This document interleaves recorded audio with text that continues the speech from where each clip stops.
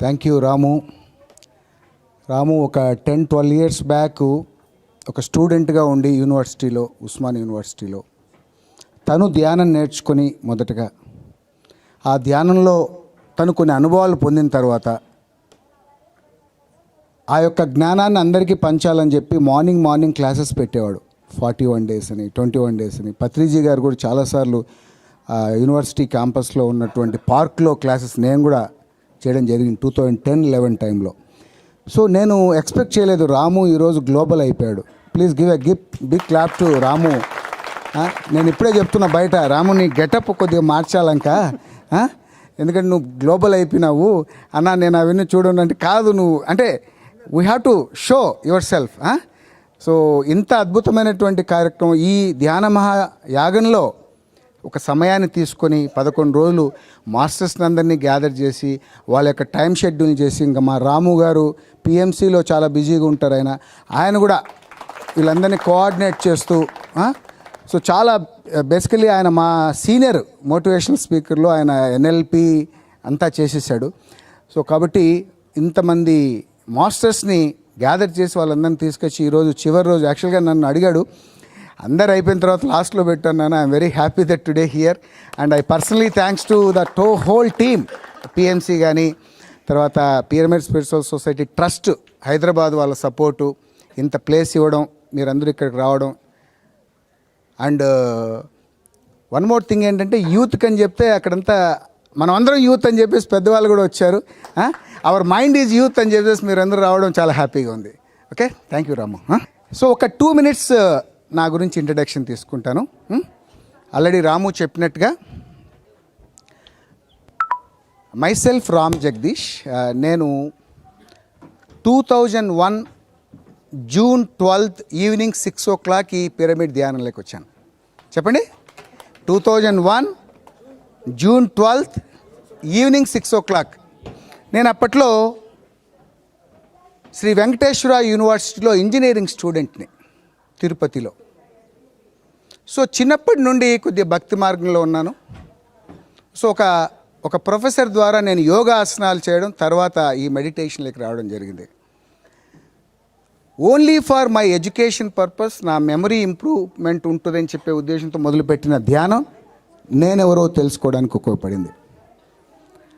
అలా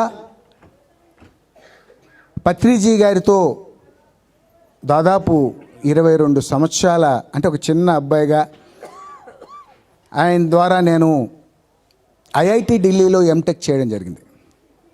ఐఐటి ఢిల్లీలో చదువుకునే రోజుల్లో పత్రిజీ గారి క్లాస్ పెట్టాం. తర్వాత నేను వృత్తిరీత్యా దుబాయ్లో ఉన్నాను, సివిల్ ఇంజనీర్గా నేను. సో మళ్ళీ నేను హైదరాబాద్ వచ్చిన తర్వాత నేను MVS academy exclusively for civil engineering స్టూడెంట్స్కి మనము గేట్ కోచింగ్ ఇస్తూ ఉంటాం. సో రీసెంట్గా మనం ఎంవిఎస్ ఎస్టేట్స్ అని చెప్పి ఒక కన్స్ట్రక్షన్ కంపెనీ కూడా స్టార్ట్ చేయడం జరిగింది. అంటే ఒక చిన్న విలేజ్ నుంచి ఈ స్థితికి రావడానికి ధ్యానము మాత్రమే కారణం అని చెప్తే మీరు నమ్ముతారా? నమ్మాలి.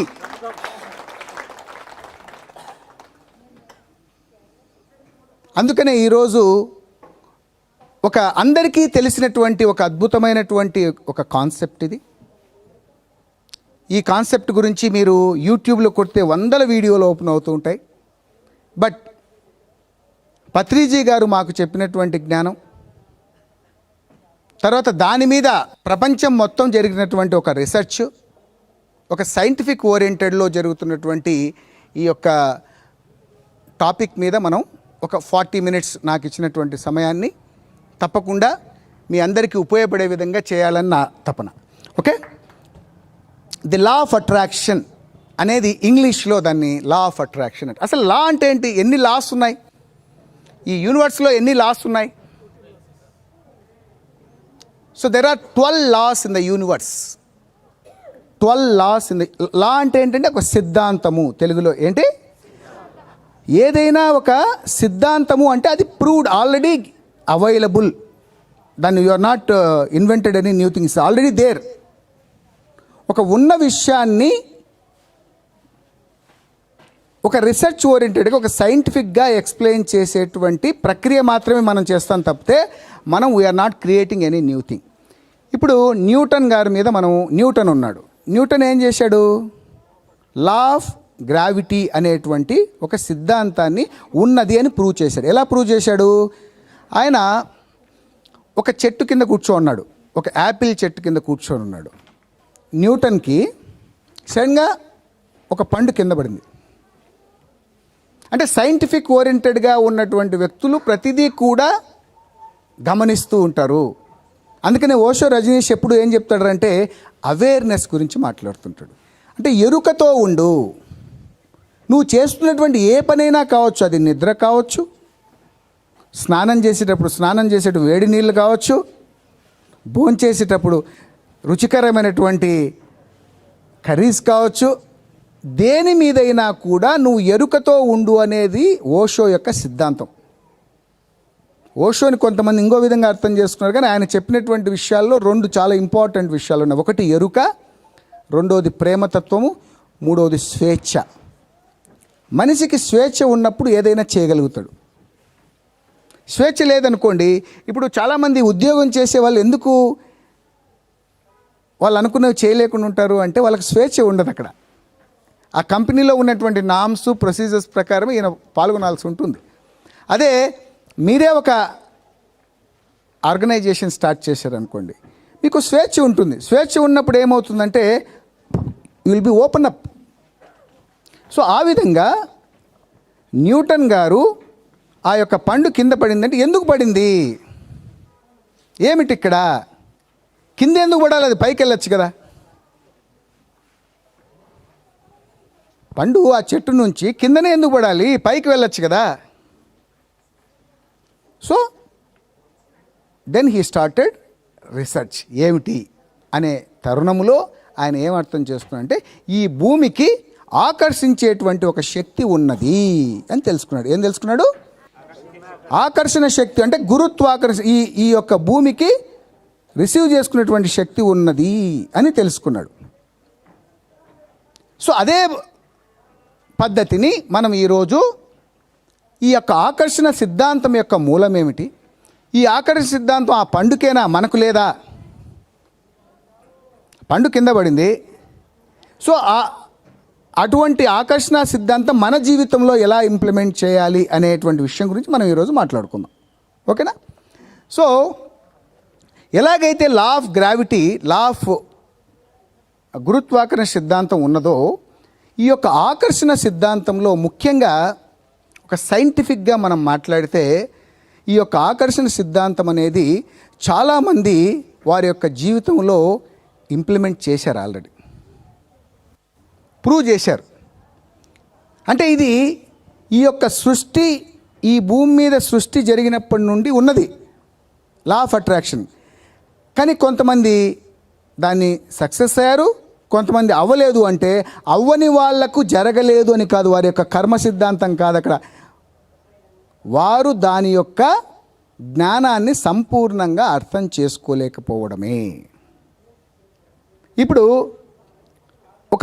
ఒక పండుని ఇలా పైకి వేస్తే కింద పడిందా? పడుతుందా? పడదా? అదే ఒక చిన్న పాపను పైనుంచి పైకేస్తే, చిన్న పాప కదా,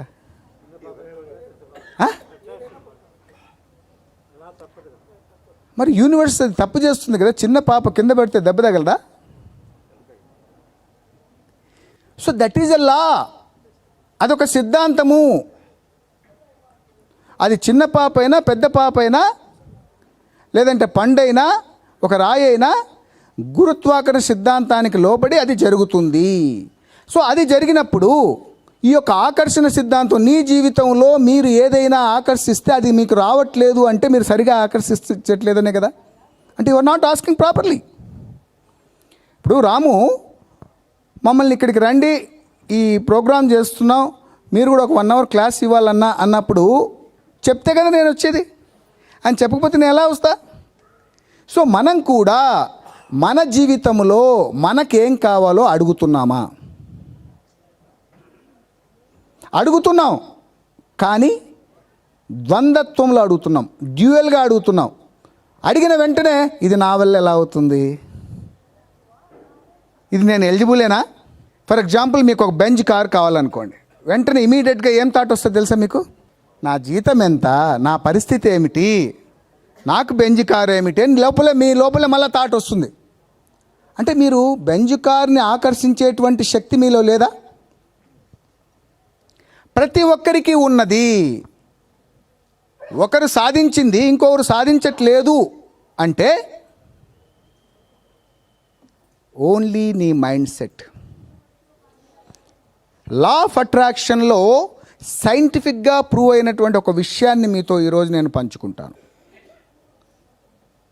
మీరు మీ జీవితంలో ఏదైతే అనుకుంటారో అది జరగడానికి ఉన్నటువంటి ఏకైక టెక్నిక్ ఏమిట్రా అంటే ఆ క్షణంలో మీ యొక్క emotional state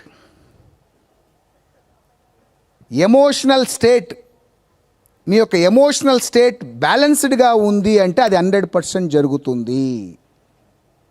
what is emotional state? What is emotion? Your feeling, your love towards that work. మీరు ఎంత ప్రేమతో, ఎంత ఆత్మీయతతో, ఎంత అనురాగంతో ఆ విషయాన్ని మీరు మీ జీవితంలో కావాలనుకుంటున్నారో ఆ సమయంలో మీ ఎమోషనల్ స్టేట్ ఎలా ఉందో, ఎప్పుడైతే ఆ ఎమోషనల్ స్టేట్ బ్యాలెన్స్గా ఉంటుందో అది మేనిఫెస్టేషన్ జరుగుతుంది. ఒక విషయం మీద మనకు సంపూర్ణమైనటువంటి అవగాహన లేకపోతే అది జీవితంలో మనకు రాదు. You should accept the things. మన జీవితంలో ఇది కావాలి అనుకున్నప్పుడు నువ్వు విజువలైజ్ చేసినప్పుడు నీ జీవితంలో ఎందుకు రాదు? ఏపీజే అబ్దుల్ కలాం గారు ఏం చెప్పారు? What ever you want in your life you should dream it. What is this dream? Dream అంటే మన నిద్రలో కలగనేదా? It's a visualisation. నీకేం కావాలో నీకు తెలియకుండా పక్కన అడుగుతూ ఉంటావు. నేను పరీక్షల్లో మార్కులు రావాలంటే ఏం చేయాలా, ఆల్ ఇండియా ఫస్ట్ ర్యాంక్ రావాలంటే ఏం రావాలా, నాకు ఉద్యోగం రావాలంటే ఏం చేయాలా, నేను ఏ బిజినెస్ చేయాలని పక్కన అడుగుతుంటాడు. అంటే వాడి జ్ఞానం నీకు అర్థమవుతుందా? నీ జ్ఞానం నీకు. You can take only information from the people. ఇతరుల దగ్గర నుంచి నువ్వు ఇన్ఫర్మేషన్ తీసుకోవచ్చు, ఒక పుస్తకం నుంచి ఇన్ఫర్మేషన్ తీసుకోవచ్చు. But ultimately you have to decide your self. నీ జీవితానికి నువ్వే డైరెక్టర్, నీ జీవితానికి నువ్వే ప్రొడ్యూసర్, నీ జీవితానికి నువ్వే actor. So law of attraction అనేది ప్రతి ఒక్కరి జీవితంలో అద్భుతంగా జరుగుతుంది. జరగట్లేదు అంటే అది నీలో పొరపాటు, యూనివర్స్లో కాదు. యూనివర్స్కి పండు వేసినా కింద పడుతుంది, పిల్లవాడిని వేసినా కింద పడుతున్నప్పుడు నీది ఎందుకు మేనిఫెస్ట్ అవ్వట్లేదు? Because you are not asking universe properly. Your question is wrong. మనం అడిగే విధానంలోనే మనకు తెలియట్లేదు. భగవద్గీతని వందల సంవత్సరాలుగా చెప్తూ ఉన్నారు, స్టిల్ మనం మళ్ళీ భగవద్గీత నుంచి మళ్ళీ తెలుసుకుంటున్నాం. మళ్ళీ మనం ఎవరు చెప్పినా భగవద్గీతే చెప్తున్నారు, భగవద్గీత ఒకటే చాలు అంటున్నారు. కానీ మనం ఏం చేస్తున్నాం? భగవద్గీతను పాటిస్తున్నాం, భగవద్గీతను ఫాలో అవుతున్నామా?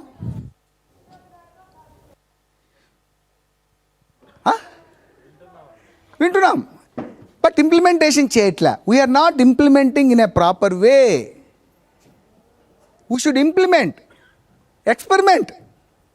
సో నేను ఐఐటీలో చదువుకున్నాను, నేను రిలయన్స్లో జాబ్ చేరాను 2006లో. నేను అదే రిలయన్స్లో ఉంటే ఈరోజు ఒక వైస్ ప్రెసిడెంట్, నెలకు 15 లక్షలు 20 లక్షల జీతం ఉండేది. I experimented my self.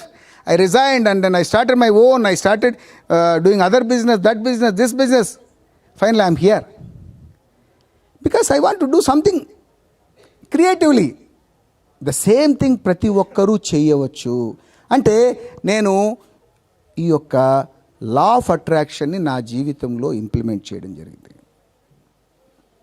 సరే, ఈ లా ఆఫ్ అట్రాక్షన్ మన జీవితంలో ఎలా ఇంప్లిమెంట్ చేయాలి అసలు ఈ లా ఆఫ్ అట్రాక్షన్ అనేది ఎగ్జిస్టెన్స్ ఉందా లేదా? ఒక చిన్న ఎగ్జాంపుల్ మీకు చెప్తాను. 2013లో TV9 అనేటువంటి ఒక మీడియా మన గురించి తెలుసో తెలియకో కొన్ని విషయాలను ప్రచారం చేయడం జరిగింది. కానీ ఏ రోజు పత్రిజీ గారు దాని గురించి ప్రస్తావన తీసుకురాలేదు. ఆయన నెగిటివ్ లేడు, పాజిటివ్ లేడు, ఆయన పనిలో ఆయన చేసుకుంటూ పోతూ ఉన్నాడు. 10 years తర్వాత అదే TV9 వచ్చి క్షమాపణ చెప్పింది స్టేజ్ మీద. Every action there is an equal and opposite reaction. When you are not reacting anything, it will come back. So అందుకనే రియాక్షన్, రెస్పాండ్ అని 2 విషయాలు ఉన్నాయి. ఒక విషయానికి ఎప్పుడైతే మనం రియాక్ట్ అవుతామో బ్లాస్ట్ అవుతాం. రామ్ జగదీష్ నిన్ను వాడు ఇట్లా అన్నాడు అంటున్న వెంటనే మన మీద తిట్టేసాం అనుకోండి, that is reaction. Then respond, the second thing. What is respond? Respond means, ఓహో ఆయన ఏ సిచ్యువేషన్లో అన్నాడో, అతని సిచ్యువేషన్ ఏమిటి, అతని మైండ్ సెట్ ఏంటి, అతని ఎమోషనల్ స్టేట్ ఎలా ఉందో, నిజంగా అతను బాధలో ఉన్నాడేమో, నా వల్ల ఏమన్నా సఫర్ అయినాడేమో అని చెప్పి నేను ఎప్పుడైతే అనాలిసిస్ చేసుకొని రెస్పాండ్ అవుతానో, then that is our positive thing. So ఈ 2 గుర్తుపెట్టుకోండి, రియాక్షన్ అండ్ రెస్పాండ్. ప్రతి విషయానికి మనం రెస్పాండ్ అవ్వాలి కానీ రియాక్ట్ అవ్వకూడదు. యాక్షన్కి రియాక్షన్ వచ్చినప్పుడు ఇన్బ్యాలెన్సింగ్ ఆఫ్ ఎనర్జీస్ వస్తాయి. లా ఆఫ్ అట్రాక్షన్ అనేటువంటి విషయం చాలా చిన్నదే, కానీ దాన్ని మన జీవితంలో ఇంప్లిమెంట్ చేయడానికి ఎందుకు మనం ఫెయిల్ అవుతున్నాం? అది ఎన్ని రోజులు, చాలామంది అడుగుతుంటారు, ఎన్ని రోజుల్లో మెటీరియలైజ్ అవుతుంది, ఎన్ని రోజుల్లో మేనిఫెస్ట్ అవుతుంది? There is no time in the universe, my dear friends. There is no time in the universe. Time restricted to this earth planet only. For the universe, there is no time. There is no limitation. When there is no limitation, it's only just transformation. Just shift అవుతుంది అంతే. You need to connect with the universal frequency. నీ యొక్క ఆలోచన ఏదైతే ఉందో, నీకేదైతే నీ జీవితంలో కావాలనుకుంటున్నావో దాని యొక్క ఫ్రీక్వెన్సీని యూనివర్సల్ ఫ్రీక్వెన్సీకి ట్యూన్ చేయంతే సినిమా వచ్చేస్తుంది అంతే. టీవీలో you are tuning with the frequency of TV9, you are tuning with the frequency of NTV, you are tuning with the frequency of Gemini. That is coming. వస్తుందా రాలేదా? ఆ ఫ్రీక్వెన్సీ ట్యూన్ కాకపోతే వస్తుందా ఆ channel? ఇప్పుడు మన PMC ఛానల్ ఉంది, PMCకి ఒక ఫ్రీక్వెన్సీ ఉంటుంది, శాటిలైట్లో ఒక ఫ్రీక్వెన్సీ ఉంటుంది. ఆ ఫ్రీక్వెన్సీకి మీరు ట్యూన్ అయినప్పుడు PMC వస్తుంది. అది రాకుండా వేరే ఫ్రీక్వెన్సీ పెడితే PMC రాలేదని ఏడుస్తుంటే, that is what is happening in the law of attraction also.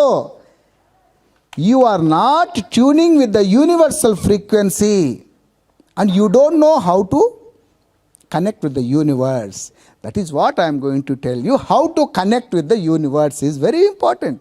ఆ యూనివర్స్ని ఎలా కనెక్ట్ అవ్వాలి అది ఇంపార్టెంట్ కాదమ్మా. ఇప్పుడు వెరీ ఇట్స్ నాట్ రిక్వైర్డ్. నీకంటే నేను చాలా బిజీ, ఫోన్ స్విచ్ ఆఫ్ అయిన 2 రోజుల నుండి. ఇక్కడికి వచ్చినప్పుడు just be here. You don't need your cell phones. Just stop it. Just switch off your phones. ఆ ఫోన్ ఆన్లో ఉంటే ఏమవుతుందంటే ఎవరో ఒకరు చేస్తారులేనే మైండ్ పనిచేస్తుంటే, దానివల్ల మేము డిస్టర్బ్ అవుతాం.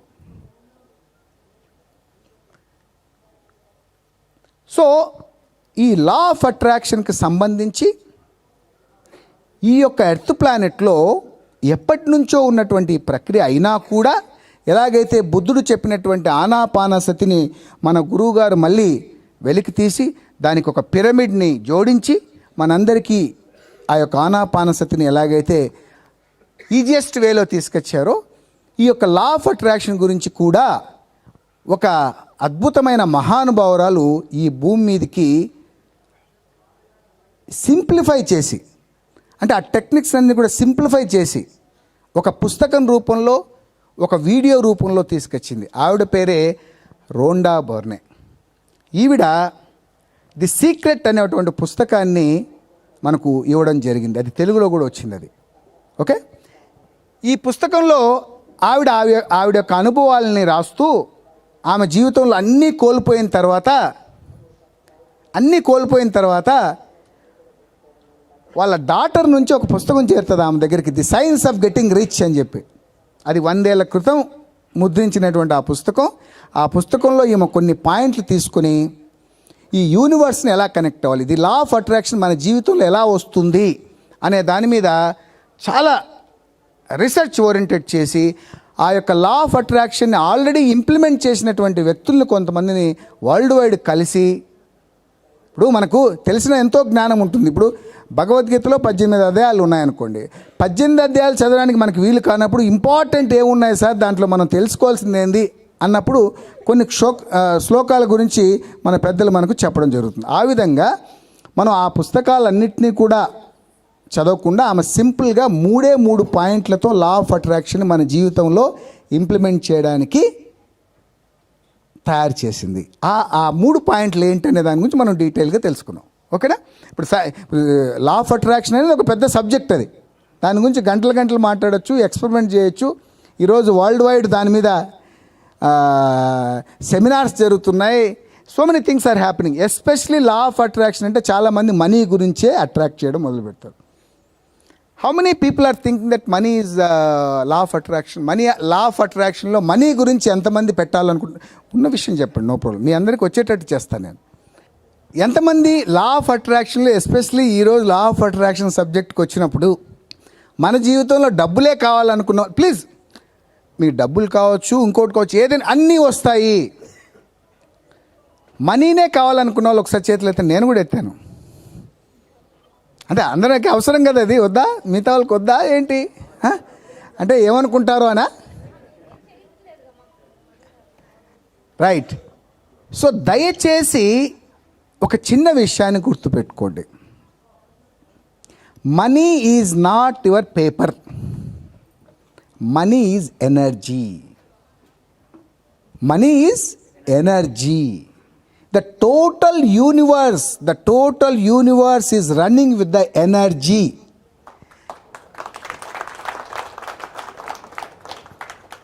That energy you are converting into a piece of paper.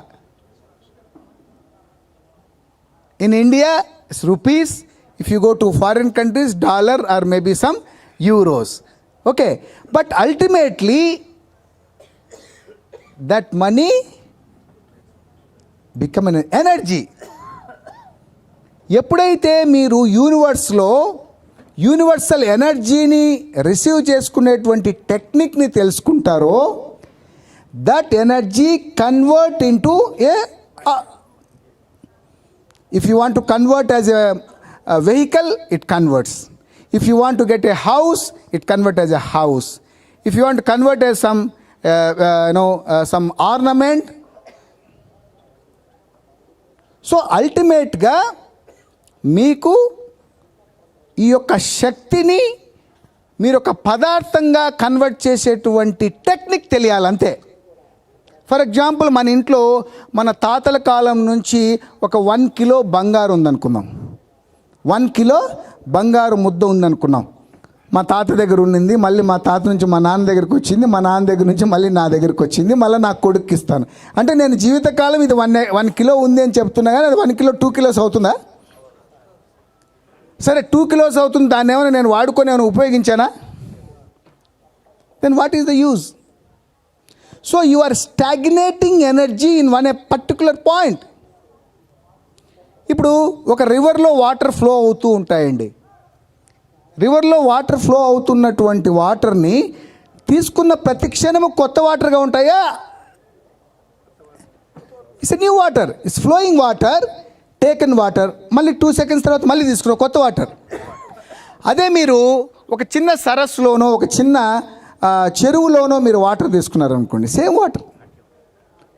అంటే stagnated water, stagnated at one place, maybe that water colour will change. ఆ యొక్క వాటర్ యొక్క కలర్ చేంజ్ అవుతుంది. చెరువులో ఉన్న వాటర్ కొద్దిగా బ్లాకిష్గా లేదంటే గ్రీనిష్గా అవుతుంది. అదే మీరు రివర్ వాటర్ చూస్తే ఇట్స్ ఆల్వేస్ ఫ్రెష్. సో ఎప్పుడూ కూడా ఎనర్జీని మీ దగ్గర ఆపుకోవడానికి ప్రయత్నం చేయకండి. ఎప్పుడూ కూడా మన యొక్క ఆస్తులు మన దగ్గరే ఉండాలని కోరుకోకండి. బంగారు ముద్ద నా దగ్గరే ఉండాలని కోరుకోకండి. ఆ బంగారు ముద్ద ఉంటే ఏం లాభం అమ్మా? Convert into ornament. ఒక అద్భుతమైనటువంటి ఆర్నమెంట్ తయారు చేయించుకో నీ పిల్లలకి, నీకు. That will be useful. ఆ బంగారు ముద్ద తీసుకొని వెళ్తావు ఫంక్షన్కి, ఏదన్నా తీసుకొని దోదో నాకుంది బంగారు ముద్ద అని చెప్తావా, లేదంటే ఆర్నమెంట్ వేసుకొని వెళ్తావా? సో నా దగ్గర శక్తి ఉంది, నేను ధ్యానమా చక్రానికి వెళ్ళాను, నాకు 11 రోజులు శక్తి ఉందండి, నేను ఎవరికి ఇవ్వనండి, బాగా నింపుకొని వచ్చాను. What is that foolishness? Is it a way you are a master? 40 సంవత్సరాల క్రితం గురువు గారు ధ్యానం నేర్చుకుంటే ఆ ధ్యానం నేనే నేర్చుకున్నాను, ఆ ధ్యానంలో నేనే అనుభవాలు పొందాను అనుకుంటే మీరందరూ ఇక్కడికి వచ్చేవాళ్ళమా? ఈ పిఎంసి ఛానల్ వచ్చేదా? ఈ ధ్యానమా చక్రాలని కార్యక్రమాలు జరిగేవా? ఈ పిరమిడ్ వచ్చేదా? సత్యం ఎప్పుడూ ఆగదు. సత్యము రివర్ ఫ్లో లాంటిది. ఫ్లో వస్తూ ఉంటుంది, కొత్త వాటర్ వస్తూనే ఉంటాయి. Like that when you are started giving, when you start giving whatever it is, నీ దగ్గర జ్ఞానం ఉంది, జ్ఞానం ఇవ్వు. నీ దగ్గర డబ్బు ఉంది, డబ్బు ఇవ్వు. నీ దగ్గర ప్రేమ ఉంది, ప్రేమ ఇవ్వు. నీ దగ్గర ఆస్తుంది, ఎంత పంచాలో అంత పంచు. లేదు నీ దగ్గర ఏమి లేదు, అక్కడికి వెళ్ళి భోజనం దగ్గర సర్వీస్ చేయి. What ever you have in your life, you start giving. Give, you will be given. ఇస్తే ఇవ్వబడుతుంది. ఇస్తే నా పరిస్థితి ఏంటి సార్? మీ దగ్గర ఏం భలే చెప్తున్నారు మీరు. ఇచ్చుకుంటూ పోయి వీడికి వచ్చాను, ఇచ్చుకుంటూ పోవడం వల్లే ధ్యానానికి వచ్చానని చెప్తాడు ఒకడు. నా జీవితంలో అన్నీ ఇచ్చేసాను సార్, అందుకే మీ దగ్గరికి వచ్చాను లేండి, ఇక్కడికి ఎందుకు వచ్చింటాను, నేను ఏదో బిజినెస్ పనిలో ఉంటాను, అన్నీ ఇచ్చేసాక మీ దగ్గరికి వచ్చాను, మళ్ళీ ఇవ్వండి, ఏమి ఇచ్చాను నేను అంటే ఇవ్వడం అనేది నీకు తెలియట్లేదు. ఎలా ఇవ్వాలో నీకు తెలియట్లేదు. నీకు ఎలా అడగాలో తెలియట్లేదు. యూనివర్స్తో కమ్యూనికేషన్ ఎలా చేయాలో నీకు తెలియదు. ధ్యానంలోకి వెళ్ళాలి అంటే చాలామంది నాకు కాన్సన్ట్రేషన్ కుదరట్లేదు అంటుంటారు. What is that concentration? మా ఇద్దరి మంది ఎప్పుడైనా క్వశ్చన్, వాట్ ఈజ్ కాన్సన్ట్రేషన్? అసలు కాన్సన్ట్రేషన్ వర్డ్ ఉంది ఆ ధ్యానంలో? There is no concentration word here. It's only observation. Sir నీ ఒక క్వశ్చన్ అడుగుదామా వద్దా? ఎనర్జీని దాచుకోవద్దు, ఇవ్వాలి అన్నారు, రైట్? సో ఎనర్జీని ఇస్తున్నప్పుడు అటు నుంచి వాళ్ళలో ఉన్న నెగిటివ్ ఎనర్జీ మనలోకి వస్తుందా రాదా? ఈ ప్రశ్న ఎంతమందికి ఉంది సార్? Good question. అసలు నెగిటివ్ ఎనర్జీ అనేది ఉందా? First question.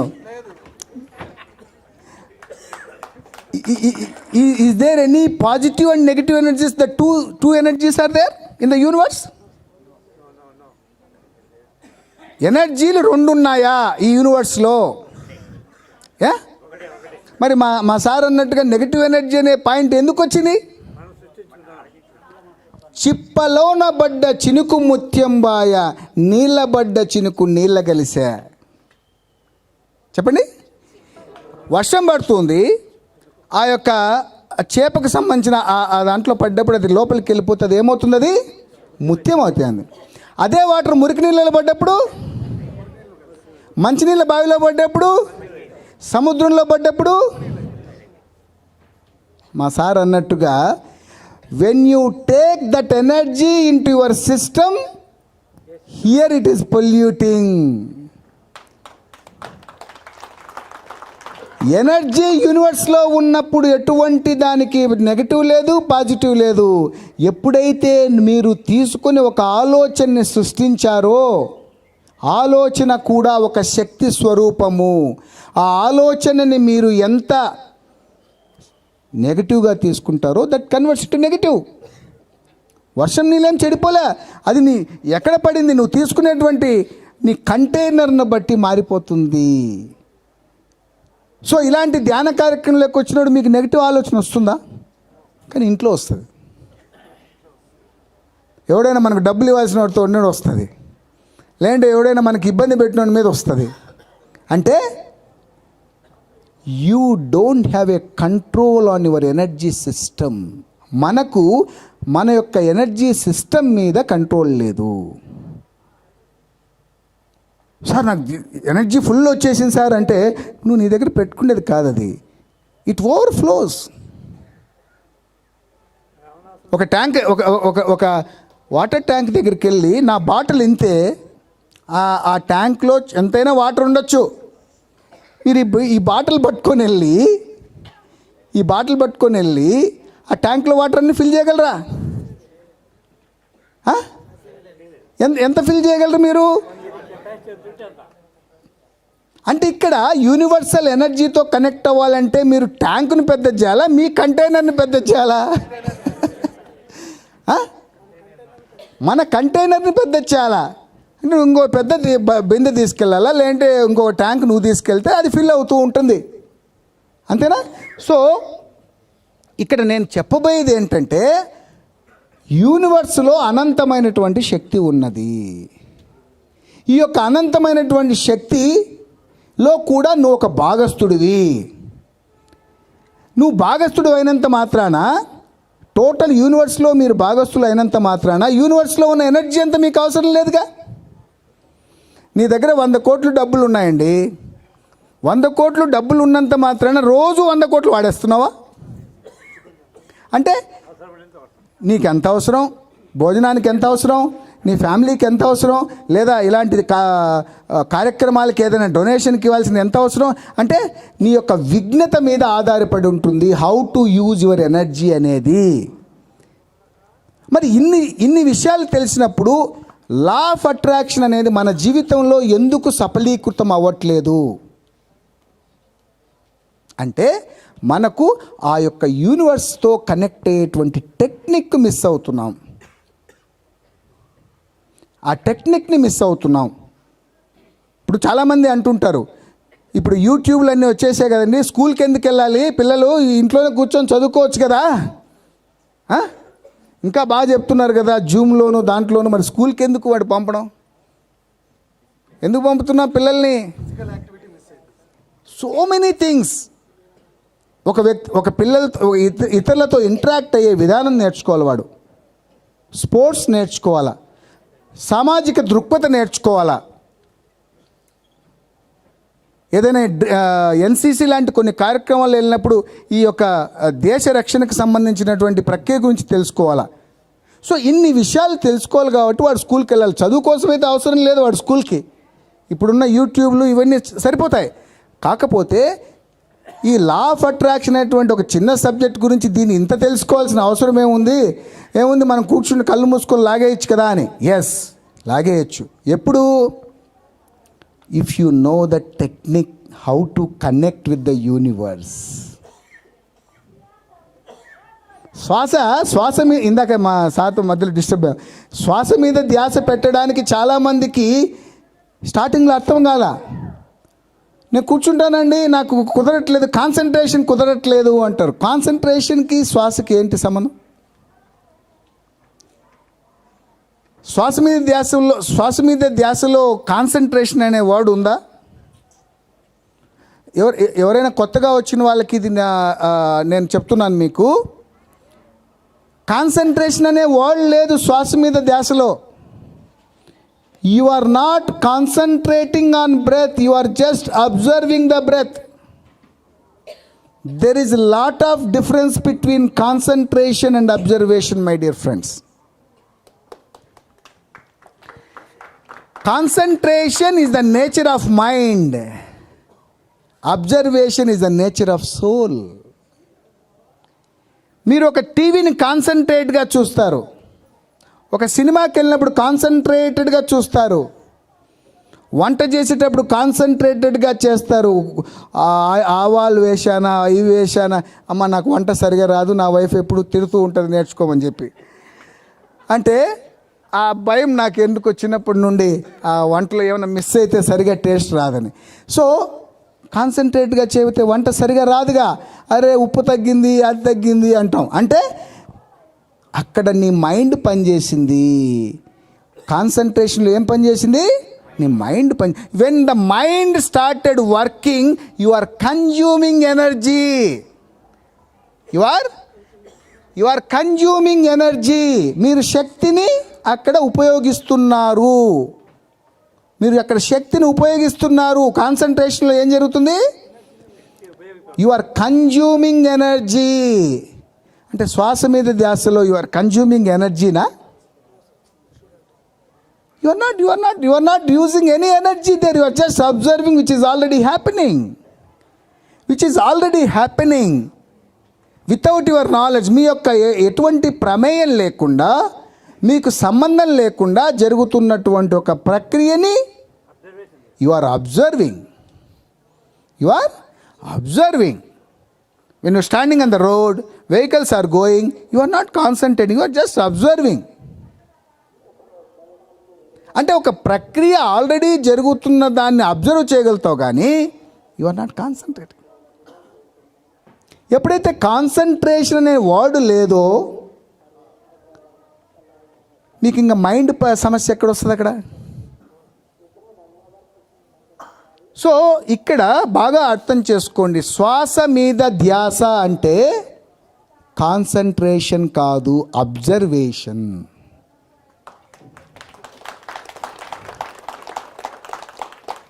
గమనించుట, జరుగుతున్న ప్రక్రియని గమనిస్తున్నావు అంతే. నువ్వు ఎంత లోపలికి ఇన్హలేషన్ తీసుకుంటావు, ఎంత వదులుతున్నావు అనేటువంటి ఒక ప్రక్రియ తప్పితే, ఈ ప్రక్రియలో ఏం జరుగుతుంది అంటే సహజంగా జరుగుతున్నటువంటి ఒక ప్రక్రియలో మైండ్ స్టార్టెడ్ వర్కింగ్. అంటే మీరు శ్వాసను గమనిస్తుంటే మైండ్ పోతోంది. అంటే మైండ్ అంటే ఏంటి? ఆలోచనలు పోతున్నాయి. మనం ఏమంటున్నాం? కట్ చేయి మళ్ళీ శ్వాస దగ్గరికి రా అంటున్నాం. అంటే కట్ చేయి మళ్ళీ శ్వాస దగ్గర రా అన్నప్పుడు పోయిన ఆలోచన మళ్ళీ వచ్చిందా, వేరేది వచ్చిందా? అంటే అది కూడా పరిగెత్తుందిగా, శ్వాసలాగా అది కూడా పరిగెత్తుందిగా. అంటే ఇప్పుడు దానికి కూడా భయపడాల్సిన పని లేదు. పోతుంది ఏదో ఒకటి ఆగుతుంది అది. ఇప్పుడు ఒక దగ్గర ఆగుని ఇదే ఆలోచిస్తూ ఉన్నాం అనుకోండి, స్ట్రెస్ మొదలవుతుంది. ఒకే విషయం మీద మీరు పరిపరిగా ఆలోచించినప్పుడు మీకు తలనొప్పి వస్తుంది. ఏమొస్తుంది? అదే అంటున్నా. అంటే ఒక విషయం మీద పదే గుర్తొస్తుంది అంటే మీకు తలనొప్పి వస్తుంది. తలనొప్పి వస్తే మీరు టాబ్లెట్ వేసుకుంటారు. దేనికి వేసుకుంటారు టాబ్లెట్? తలకు వేసుకుంటారు, కానీ ప్రాబ్లంకి వేసుకోరు. మీరు you are giving medicine to the head, not for the problem. That's why again you are getting headache. So ఎప్పుడైతే మనము ఆ యొక్క మూలానికి, ఎప్పుడైతే ఆ యొక్క ఆలోచనకి స్వప్తి చెప్తామో, ఆ ఆలోచనకి ఎప్పుడైతే మీరు మెడిసిన్ ఇస్తారో ఇది రాదు. ఈ ఆలోచనకి మెడిసిన్ ఇవ్వాలి అంటే మీరు ఆలోచనని జీరో చేయాలా, ఈ ఆలోచన రాకుండా చేయాలా. ఈ ఆలోచన రాకుండా చేయాలి అంటే టెక్నిక్ ఏమిటి? శ్వాసని గమనించుట అనేది టెక్నిక్. శ్వాసని గమనించుట అనేది టెక్నిక్, మెడిటేషన్ కాదు. శ్వాసని గమనించుట అనేది టెక్నిక్. ఎప్పుడైతే శ్వాసని గమనించుట అనే టెక్నిక్ ద్వారా ఆలోచన శూన్యం చేస్తావో, you entered in to the meditation. That is meditation. This is only technique. Observation of your breath is a technique. Emptying of mind is meditation. చాలామందిని నేను అడుగుతూ ఉంటాను, మీరు ఎంతసేపు చేస్తారు ధ్యానం రోజు అని? మీరు రోజు ఎంతసేపు చేస్తారు ధ్యానం? కూర్చొని చెప్పండి. 1.5 గంట 2 గంటలు చేస్తారు. సార్కి వీడియో పెట్టు ఒకసారి. లే స్వామి, ఆయన చూపిస్తాడు. ఆయన చూసి చెప్పు.